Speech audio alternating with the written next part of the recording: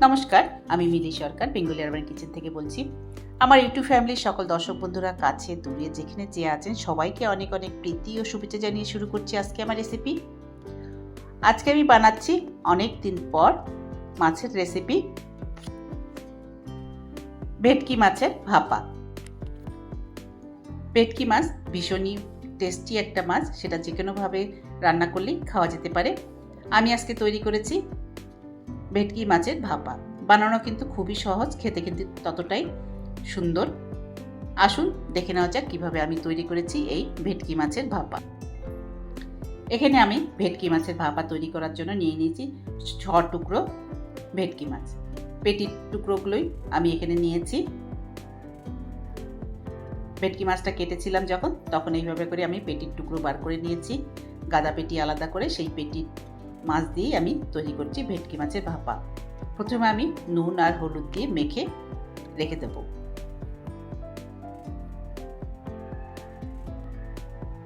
এখানে 6 পিস মতো ভেটকি মাছ আছে,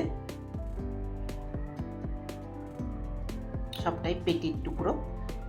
আপনি চাইলে এগুলো দিয়ে করতে পারেন, অথবা আপনার পছন্দ মতো যে কোনো টুকরো দিয়ে এই রেসিপিটা কিন্তু আপনি তৈরি করতে পারেন।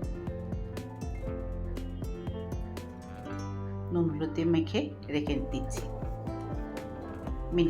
15 মিনিটের জন্য। এরপর এদিকে একটা মশলা তৈরি করে নেব। তার জন্য নিয়ে নিচ্ছি প্রথমে 1 চামচ কালো সর্ষে, তারপর নিয়ে দেবো এর মধ্যে 1 চামচ হলুদ সর্ষে,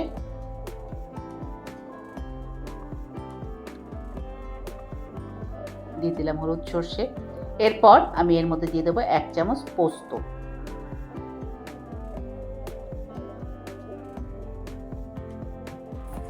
তারপর এর মধ্যে দিয়ে দেবো আদা 1 টুকরো,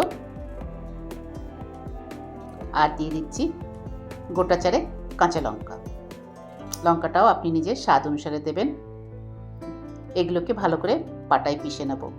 মিনিট 15 পরে মাছটাকে যে নুন হলুদ দিয়ে মেখে রেখেছিলাম সেটাকে একটা স্টিলের বাটিতে নিয়ে নিচ্ছি, যে বাটিতে আমি এটা ভাপা করব।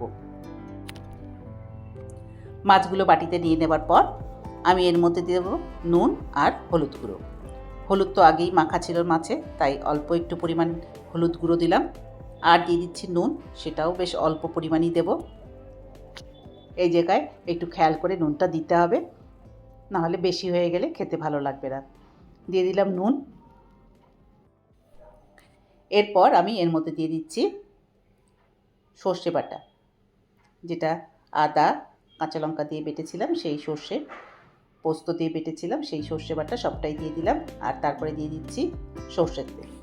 এটা কিন্তু সর্ষের তেল দিয়েই করতে হবে, কারণ সর্ষের তেল দিলে মাছের স্বাদটাও বাড়ে।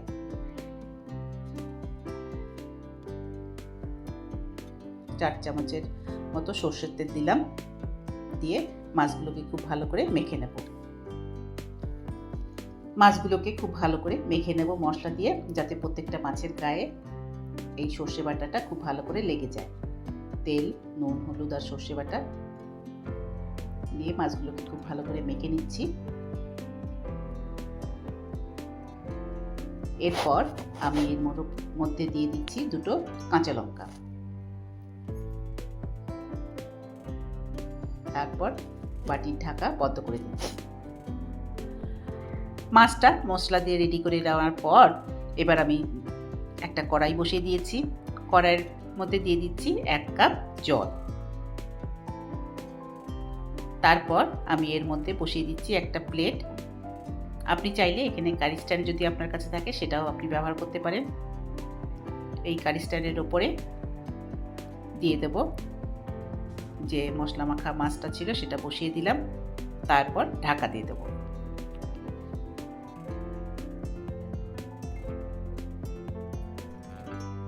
মিডিয়াম আঁচে এটাকে মিনিট 10 ভাপিয়ে নেব।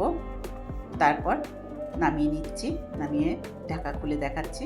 দেখুন কেমন সুন্দর তৈরি হয়েছে। একটু দেখে নিচ্ছি, মাছগুলো সুন্দর সেদ্ধও হয়ে গেছে। আর এইভাবে তৈরি হয়ে গেল আজকে আমার বানানো ভাপা ভেটকি। কত সহজেই তৈরি হয়ে গেল এই ভেটকি মাছের ভাপা।